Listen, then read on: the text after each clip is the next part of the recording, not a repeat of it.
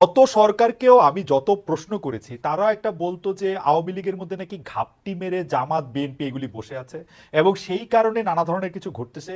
এইবারও আমরা দেখতেছি যেই সরকার, যে শেখ হাসিনা পালিয়ে গেছে কাউকে কোনো কিছু না বলে, সেই আওয়ামী লীগের কোন অস্তিত্ব কোথায় আছে যে এই জুজুর ভয় আমাদের পেতে হবে। কিন্তু ঘটনা হইতেছে যে প্রফেসর ইউনুস যে জেনে বুঝে, আপনার কথা যদি আমি সত্য ধরে নিই, জেনে বুঝে শুধু ছাত্রদের ক্রেডিট দিচ্ছেন, বলছেন ছাত্ররা তাকে নিয়োগ দিচ্ছে। তো সেইটা কি আসলে তিনি একটা জায়গা তৈরি করছেন কিনা যে আর্মির অবদানটা সেটা সরাসরি বা খোলাখুলি স্বীকার না করে, আপনি কি মনে করেন যে উনি না, একটা আমি জায়গা? আপনাকে আমি ওনাকে বেনিফিট অফ দ্য ডাউট দিতে চাই। উনি ইজ এ সিম্পল পারসন, উনি পলিটিশিয়ান না। উনি কথার এত মারপ্যাচ হয়তো বুঝতে পাচ্ছেন না। উনি হয়তো ওভার এক্সাইটেড, ওভারওয়েলমড হয়ে বাচ্চাগুলো মানে মানে এই ইয়াং ছেলেদেরকে উনি আরো প্রমোট করার জন্য হয়তো এই কথাগুলি মাস্টার মাইন্ড বা এই কথাগুলি বা রিসেট বাটন বা এই কথাগুলি উনি বলছেন। He doesn't mean any harm.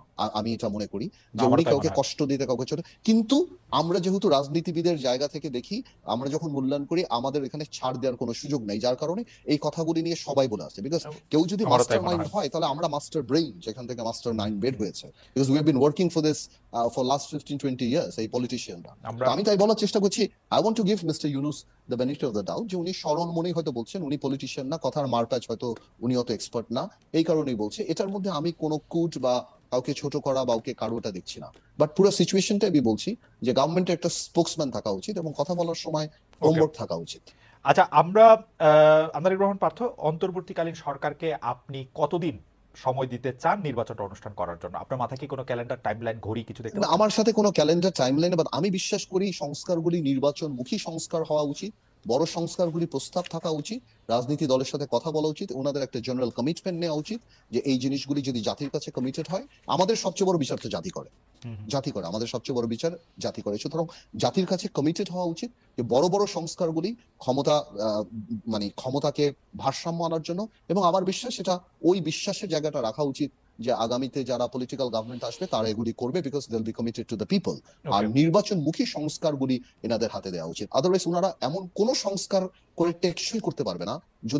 যদি কোনোদিন পার্লামেন্টে যাই, ক্ষমতায় যাই, আমরা সেটাকে সরিয়ে ফেলতে পারবো না, এমন কিছুই হতে পারবে না। ওকে। সুতরাং আমার মনে হয় আমাদেরকে সাথে নিয়ে এই কাজগুলি করা উচিত। আপনি কি কোনো আপনি কি কোনো একটা মানে সময় দেখতে পান যে এই সময়ের মধ্যে এটি করে আমার ফেলতে পারেন? আমার মনে হয় this should not take, September থেকে ফেব্রুয়ারি আগামী বছর আমি আচ্ছা। মনে করি ইজ আ গুড টাইম। এর মধ্যে ওনাদের করে দেওয়া উচিত। আচ্ছা। নাহলে ওনাদের পপুলারিটি আরো অনেক নিচে পড়ে যাচ্ছে, যেভাবে জি, বাজারের দাম সবকিছু, মানুষ ওনাদেরকে সুযোগ দিচ্ছে, রাইট। কিন্তু ওনারা তখন ওনাদের মানে বলে না, তখন ছেড়ে সেপ্টেম্বর দেওয়া কেঁদে বাঁচি, এই টাইপের সিচুয়েশন সেপ্টেম্বর হয়ে যেতে পারে 25 ওনাদের। থেকে ফেব্রুয়ারি 26 মনে করছেন আন্দালিব রহমান পার্থ? জনাব হাসিনা সাবেক প্রধানমন্ত্রী 15 জুলাই সংবাদ সম্মেলনে যে আচরণ করেছেন, সেই হ্যাঁ, আচরণ হ্যাঁ। থেকে, সেই আচরণ যে 14 জুলাই। 14 জুলাই যে আচরণ করেছেন, সেই আচরণ যে 13 জুলাইয়ের আচরণ থেকে খুব বিপরীতমুখী, ব্যাপারটা এরকম না, কিন্তু উনি তো এইভাবেই কথা না, আমি বলেন। সেটাই বলার চেষ্টা করতেছি, উনি তো একই কথা বলেন।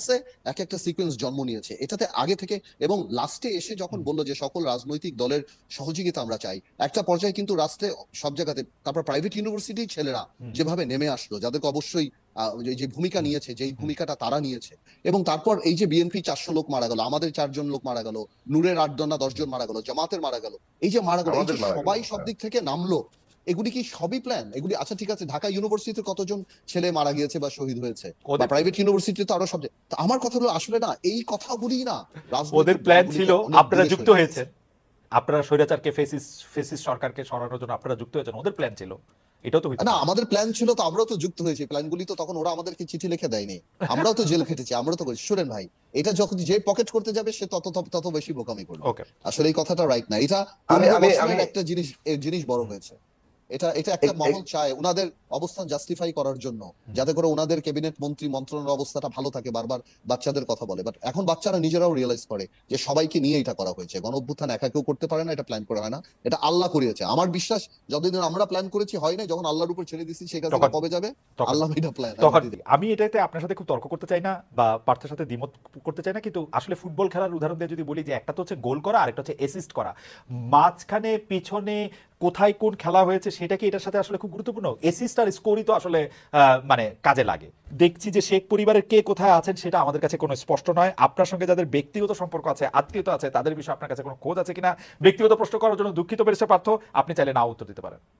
না, আমি জানি না, আমার সাথে কোনো কোনো কিছু নেই, আছে বা যেখানে আছে আর কি, হয়তো সাবধানেই আছে, বাট আমার কোনো আইডিয়া নেই। আচ্ছা।